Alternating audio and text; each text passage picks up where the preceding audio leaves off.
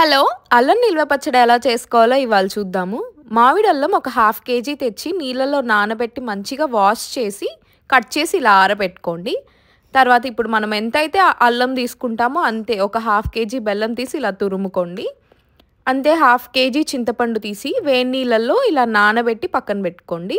అదంతా నానిన తర్వాత స్టవ్ మీద పెట్టి ఆ గుజ్జంతా బాగా దగ్గర పడేలాగా మంచిగా బాయిల్ చేసుకోండి. సో ఇక్కడ నేను చూపిస్తున్నాను కదా, ఇలా ఈ గుజ్జు ఈ థిక్ కన్సిస్టెన్సీ వచ్చే వరకు బాయిల్ చేయండి, సరిపోతుంది. ఇప్పుడు ఒక ప్యాన్లో ఆయిల్ వేసుకొని మనం కట్ చేసి పెట్టుకున్న అల్లం ముక్కల్ని మంచి బ్రౌన్ కలర్ వచ్చే వరకు ఫ్రై చేయండి. సో దాంట్లోకి ఇప్పుడు నేను చూపిస్తున్న టీ గ్లాస్తో 2 గ్లాసెస్ కల్లుప్పు, 2 గ్లాసెస్ కారం పడుతుంది.